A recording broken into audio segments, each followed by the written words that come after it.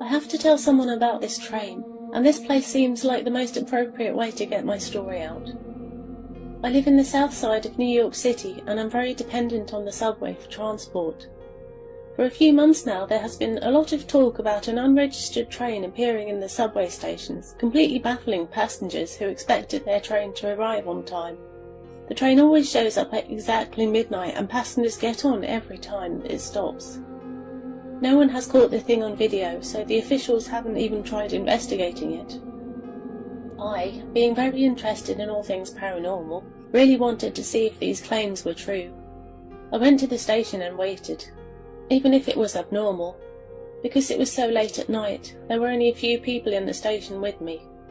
You had your regular commuters on the other side of the platform, talking on their cell phones and chatting with each other. Then you had my side, where everyone just sat quietly on the benches. The ones that stood out the most was the old woman with the red purse, a middle-aged drunk man, and a crying teenage girl. I was naturally pretty creeped out, but I was willing to endure the weirdness just to witness this mystery train. Sure enough, at exactly 12 midnight, a whistle blew from the dark tunnel. The train rolled in, and it immediately shocked me. It wasn't a regular subway train, but it looked more like an old locomotive that you see in the Old West paintings. It chugged to a stop in the station, and the doors opened up. The people on my side of the platform immediately stood up and boarded the train as if it were normal. It was here that I made the stupidest mistake of my life. Out of pure curiosity, I boarded the train. It was dimly lit inside and extremely hot. It felt like someone had let a fire keep burning on a hot summer day. The people from the station took their seats, all of them looking fairly sombre. I sat down next to the old woman, seeing as she was the one who seemed the most tolerable out of all the people there. I soon felt the train begin moving again.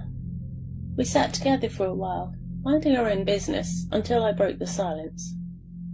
"So where's this thing headed, anyway?" I asked the woman. To my surprise, all of the passengers looked at me with a fearful expression. The old woman, however, looked at me with a smile. "Well, you see, we boarded to get away from the hustle and bustle of life in the city," she said with a soft German accent. "Ah, so are we going to Jersey or to the north?" I responded, getting more concerned looks from everyone around me.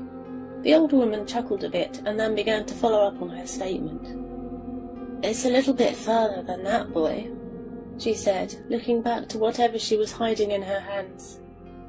I gave her a confused look, wondering how I was going to pay the fare to get back from wherever we were headed to.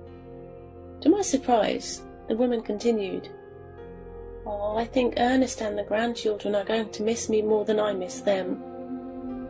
"Ernest?" I questioned. "Husband?" She nodded. "Why would you leave without taking your husband? You could at least tell him." "Ah, you don't understand, boy. We're all leaving without telling anyone. That's why we boarded." I was immediately creeped out by this statement. I looked around to the rest of the passengers, all of them nodding at me in unison. I began to get claustrophobic, and the heat really began to get to me. It was here that a new booming voice entered the car. "Passers! Show me your passes!" the conductor yelled as he entered the car. He was an older man with a long white beard. He wore a traditional conductor's uniform, except that it was all made in black. He spoke with a heavy English accent, and I could barely make out what he was saying. I was hesitant to approach him at first, but I realized that if he knew anything about where this train was going, I should ask him. "Hey, where are we headed exactly?" I said, a bit of a snarky tone to my voice. This was clearly not a good thing, as I was immediately met with a glare. The conductor walked over to me, sticking his face nearly an inch from mine. "To purgatory, of course." I began to freak out, standing up and hitting my back against the wall. "What do you mean, purgatory?" I nearly yelled, even though I was well aware of the answer. "If you board this train," he responded in a very serious tone, "you are dead." "It's true," the old woman perked up. "I had a heart attack this morning." "I passed out in the street," the drunk man added, lifting his hat slightly to allow a steady stream of blood to trickle down. I found out my boyfriend cheated on me. The teenage girl forced through her tears. She rolled up her sleeves, showing her fresh scars. I was terrified. Everyone's eyes fell on me with condescending wonder. I began to think about a Bible verse my grandmother had taught me when I was a kid, mainly because it was the only thing I could even possibly believe would help me in this situation. "Do you have your pass?" the conductor responded in a very monotone voice. I opened my eyes again and nearly fell to the ground. He didn't have eyes anymore, just bits of darkness. His teeth had gone black and his skin was hugging his skull. Out of all my fear, I managed to force out a quiet, "No." "No ticket, no ride!" the conductor screamed, grabbing me by the shoulders and throwing me. Within an instant, I was standing out in the cool air. I opened my eyes, expecting to be back in the station. To my dismay, I was standing directly outside the train on a random street in who knows where.